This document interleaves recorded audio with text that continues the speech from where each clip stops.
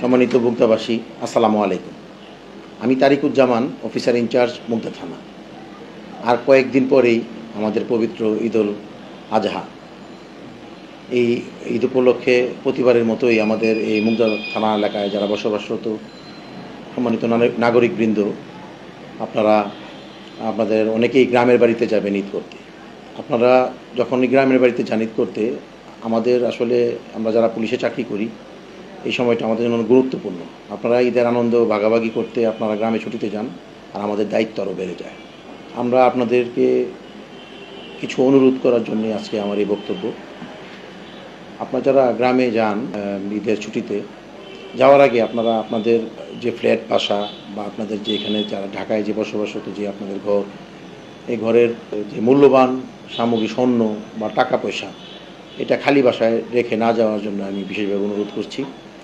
স্বর্ণটা আপনাদের নিকট আত্মীয় বা আপনার সাথে নিয়ে যেতে পারেন স্বর্ণ, এবং নগদ টাকা যা থাকে সেটা আপনারা ব্যাংকে রেখে যেতে পারেন।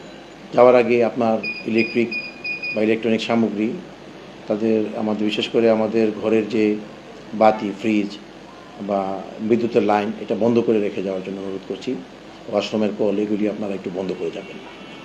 পাশাপাশি আপনাদের যারা পার্শ্ববর্তী যারা যাবেন না, তাদেরকে একটু বলে যাবেন যে আমরা যাচ্ছি, একটু যেন খেয়াল রাখেন। আপনারা ছুটিতে আনন্দ করতে যান, যাওয়ার সময় খুব তাড়াহুড়া করে যান। তাড়াহুড়ায় হয় কি, আপনারা বাস স্ট্যান্ড বা রেল স্টেশনে যাওয়ার পরে অনেক সময় প্রায় দেখা যায় যে আপনারা আপনাদের মূল্যবান যে ব্যাগ বা সামগ্রী নিয়েছেন ভুল করে রেখে যান, অথবা তুলতে পারেন না, অথবা বদল হয়ে যায়। আবার কিছু সুযোগ সন্ধানী ব্যক্তি আপনাদের এই ব্যাগ চুরি করে নিয়ে যায়, সতর্ক থাকেন না।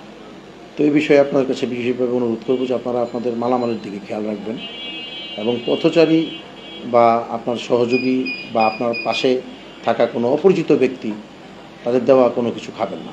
এই বাসের ছাদে, ট্রেনের ছাদে, কিংবা আপনারা বিভিন্ন ট্রাক যেটা মাল বহন করে, ওইখানে আপনারা আপনার পরিবার পরিজন নিয়ে উঠে তাড়াহুড়া করে একদম বাড়িতে যেতেই হবে, এইভাবে জীবনের নিরাপত্তার কথা মাথায় না রেখে বাড়িতে রওনা হন। 2024 সনের ঈদুল ফিতরে এপ্রিলের 4 তারিখ থেকে 18 তারিখ, এই 15 দিনের চিত্র যদি আমরা দেখি সড়কের, তাহলে দেখা যাবে যে 358টি সড়ক দুর্ঘটনার খবর কিন্তু এসছে আমাদের কাছে। তার মধ্যে মৃত্যুর সংখ্যা 366 জন। এর মধ্যে 183টি মোটর সাইকেল বা হুন্ডা দুর্ঘটনা, যার মধ্যে 156 জন মোটর সাইকেল আরোহী নিহত হয়েছে। আহতের কথা যদি আমরা বলি, তাহলে প্রায় 1500-র অধিক ব্যক্তি গুরুতর বা সাধারণ আঘাতপ্রাপ্ত হয়েছে। আমরা চাই না যে আপনারা ঈদে বাড়িতে যাওয়ার সময় কোনো দুর্ঘটনার শিকার হন। এই অকাল মৃত্যু কারোই কাম্য নয়।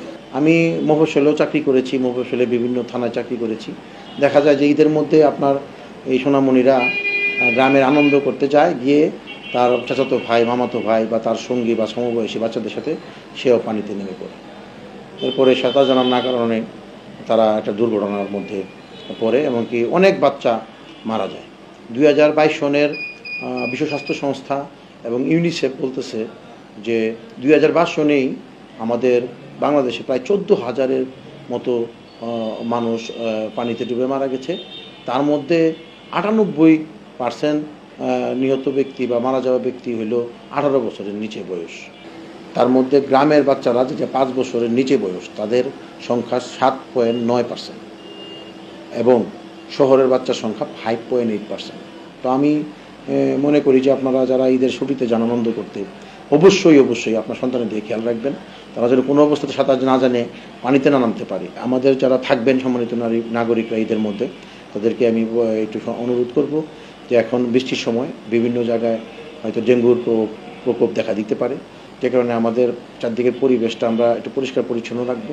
যেহেতু কোরবানি ঈদ, এই কোরবানি ঈদের মধ্যে যেমন বিভিন্ন হাড় বা গরু বা ছাগল বা পশুর মাথার খুলি, এগুলি বিভিন্ন জায়গায় পড়ে থাকলে ওইখানে বৃষ্টির পানি জমবে, এতে করে ডেঙ্গুর আশঙ্কা কিন্তু বেড়ে যাবে। তো নগরবাসী যারা আছেন, আমাদের অনুরোধ থাকবে যে ডেঙ্গুর প্রকোপ যেন আমরা নিয়ন্ত্রণ করতে পারি, একটা রোজাই ডেঙ্গু রোগের জন্য আমাদের এই এলাকায় না হয়। এই কারণে আমরা নিজেরা পরিষ্কার পরিচ্ছন্ন থাকবো এবং আমাদের চারপাশ আমরা পরিষ্কার রাখবো। সম্মানিত নাগরিকবৃন্দ, আপনাদের ঈদ এবং আনন্দময় হোক আপনাদের ঈদ, এবং আপনারা ভালো থাকুন, সুস্থ থাকুন। আপনারা জানেন যে আমরা পুলিশ, আমরা আসলে প্রতিটা ঈদেই আপনারা আনন্দ করতে বাড়িতে যান, কিন্তু আমাদের ছুটি হয় না। আমরা আপনাদের দায়িত্ব পালনকারী থাকি আপনাদের নিরাপত্তা, যে কারণে আমাদের জন্য আমরা দোয়া চাই যেন আমরা চমৎকার ভালোভাবে আমরা আমাদের দায়িত্ব পালন করতে পারি। আপনারা যেন ভালো থাকেন। সকলকে অগ্রিম ঈদ মুবারক, এবং আপনারা সুস্থ সুন্দরভাবে আবার আমাদের নগরীতে ফিরে আসুন সেই শুভকামনায়। আল্লাহ হাফেজ। জয় বাংলা।